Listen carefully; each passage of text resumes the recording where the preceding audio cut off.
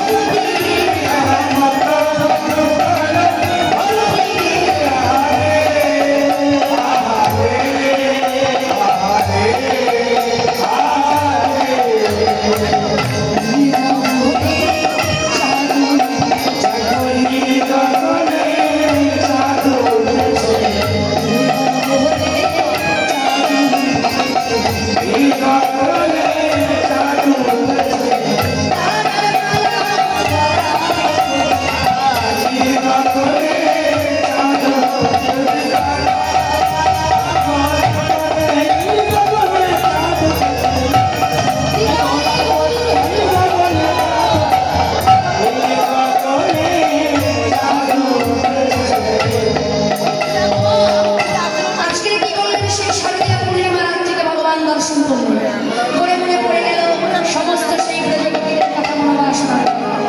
তাই গোবিন্দ কি বললেন, যোগ মায়াকে স্মরণ করে, ওমা আজকে চন্দ্রশালিকার উপরে দাঁড়িয়েছি, দাঁড়িয়ে সেই রাত্রিটাকে দর্শন করলেন।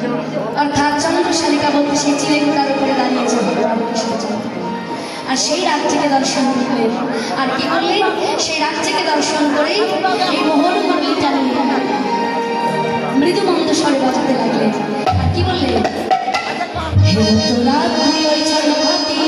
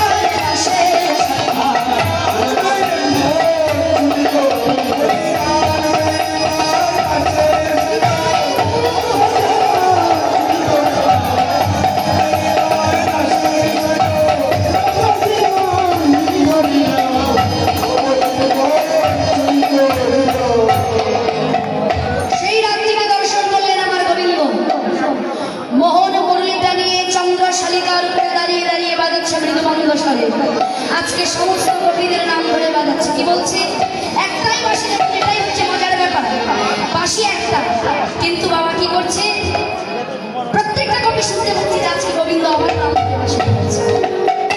যে যেখানে আছে সবাই ভাবছে যে গোবিন্দ আমারই নাম ধরে বাঁশি বাজাচ্ছে। সবাই কিন্তু শুনতে পাচ্ছে যে গোবিন্দ আমাদেরকে ডাকছে, স্বামীকে ধরা দেবে বলে আজ আসতে গেছে। সমস্ত গোপীরা বলল, সর্বস্ব দিয়ে যদি তোমাকে পাওয়া হয়, আমাদের রূপ যৌবন সর্বস্ব দিয়ে তোমাকে আমরা নিষ্কাম ভাবে চাই। তুমি নাচবে আমরা দেখবো, আমরা নাচবো তুমি গাইবে, আমরা শুনবো, আমরা গাইব তুমি শুনবে। তোমার মনের কথা তুমি আমাদেরকে বলবে, আমরা শুনবো, আমাদের মনের কথা তুমি শুনবে। তাই আমরা এসেছি আমাদের সংসারে। মনে মনে চিন্তা করছে সেই বাঁশির সংসারে কখন যাবে। তাই কি করলেন, তাদের অবস্থা কেমন হলো দেখো, তারা চলছে কিন্তু চলতে পারছে না। আর কেমন হচ্ছে, তাই পদাপাত্তা পিছনকে হরি যদি দেহ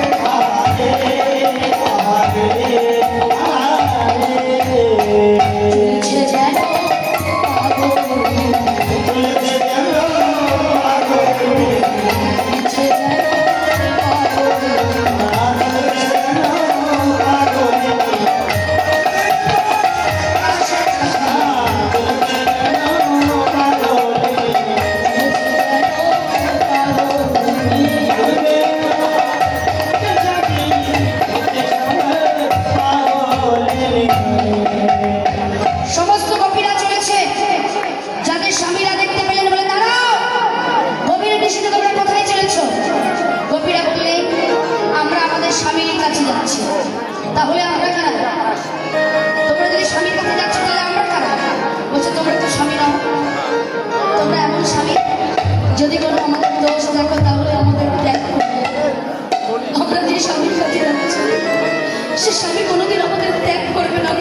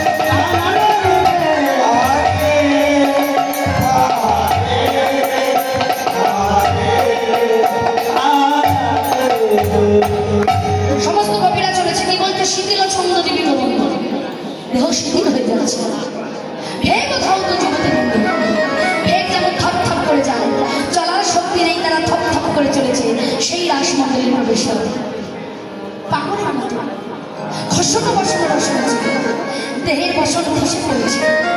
তাদের একটাই উদ্দেশ্য গোবিন্দ দর্শন করতে চলেছে। আজকে কিন্তু প্রত্যেকেই চলেছে, কিন্তু একই পথে, কিন্তু কেউ কাউকে দেখতে পাচ্ছে না। কেন না? আজকে তারা গোবিন্দ দর্শন কেউ কাউকে দেখতে পাচ্ছে না। আর বেশি বাকি নেই, এতক্ষণ ছিলেন আর 8 ঘন্টা একটু বসুন। কি করলেন দেখুন বাবা, সবাই চলেছে। আজকে আমরা দেখে নেব বাবা, এইবার সবাই পাগলের মধ্যে চলেছে। কেমন করে চলেছে বলছো? এই দেখো আজকে গোপী চলেছে সেই রাস মন্ডলী, তাই কি বলে গোপী ধাই বলে, গোপী ধাই আজকের গোপী চলেছে কেমন করে? ওই যে চলেছে গোপী ধাই বলে, গোপী গোপী ধাই বলে,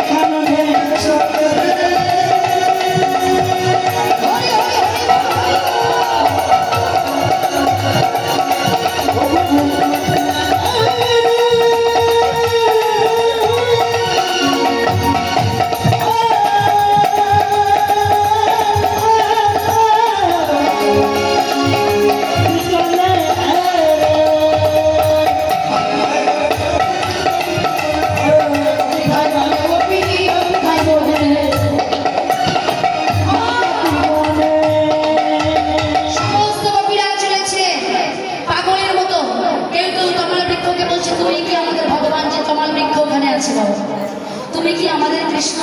বলছে না, আমি তোমাদের মাইক ম্যান দাদা কোথায় গেলেন? একটু সাউন্ডটা বাড়িয়ে দিন না। ও তাহলে ওমা যখনই বলেছি সমস্ত গোপীরা একই পথ দিয়ে চলেছে, কিন্তু কেউ কাউকে দেখতে পাচ্ছি না। এদিকে গোবিন্দ সেই যমুনার ঘাটে একটা গোলাপ ফুল নিয়ে সমস্ত গোপীদেরকে দেখছে, গোপীরা ধেয়ে আসছে, বধূ আমার হাসছে, কারণ ঘাগরা যে উনুনে ধুয়ে পড়ে গেছে, কেউ আলতা নিয়ে চোখে পড়ছে, কেউ মনের কাজল নিয়ে চরণে দিয়েছে, কেউ একটা গর্বে কুণ্ডল করেছে, কেউ হাতে একটা হস্তে কঙ্কন করেছে, আর করা হবে না, পাগলের মতো শব্দ ছুটে চলেছে। এইবার গোপীদেরকে দেখে ভগবান কৃষ্ণচন্দ্র বলে উঠলেন, কি গো, বলে কি তোমরা কেন এসেছো? গোবিন্দ বলছেন, বলো বলো তোমরা কি করতে এসেছো? যখনই বললে শোনো, কহ গোপী কিসের লাগি তোমরা এখানে এসেছো? তাই বললেন, কহ গোপী কিসের লাগি মোহন বনে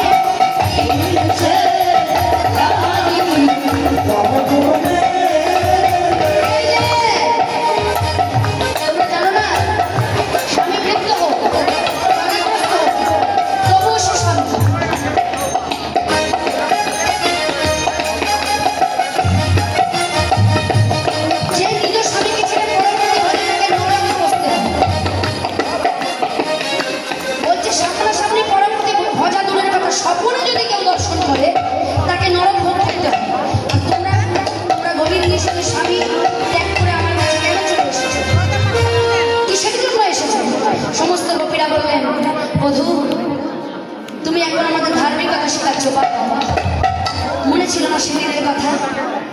ললিতা ধরতে পারলেন না, বলে উঠলেন, শোনো কি বললেন, ওকে বলো শিক্ষা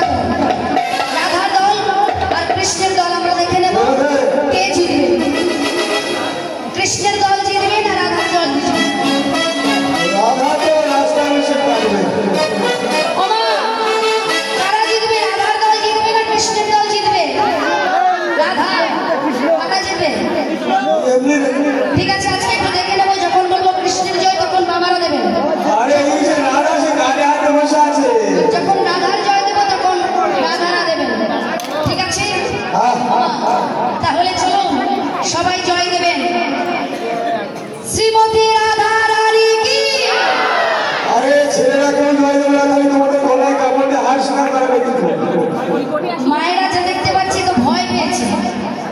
এই যে সামনে এমন করে জয় দিলে তো মাঠে পুরো মরে যাবো। দেখি আরেকবার দেখি, এতগুলো মা যদি জয় দেন না পুরো একেবারে চলে যাবে সে রংপুরে আওয়াজ। দেখি বলুন শ্রীমতী রাধা রানী কি ভাই দেখো তোমাদের রাগারানি কথা বলে যে ঠিক জয় দেবে জিতে গেছে। ভাই দাদা তোমার সামনে করে দাও তুমি জিতে গেছো মানে এই যে দাদা ভাইরা তোমরা কি গলায় কাপড় অন্বেষণ করবে তোমাদের যদি হারে গলায় কাপড় দিয়ে হাত স্বীকার করাবো, কিন্তু যদি না হারে ঠিক আছে তাহলে আজকে দেখে নেব কে জিতবে। না কৃষ্ণের দল হেরে যাবে। আরে কৃষ্ণের দল জিতবে। কৃষ্ণের গলায় মারা দেখেছো মারার কি জানা সে পড়ে দেশে যাবে। হ্যাঁ হয় যাবো কৃষ্ণের বসে আছে সবাই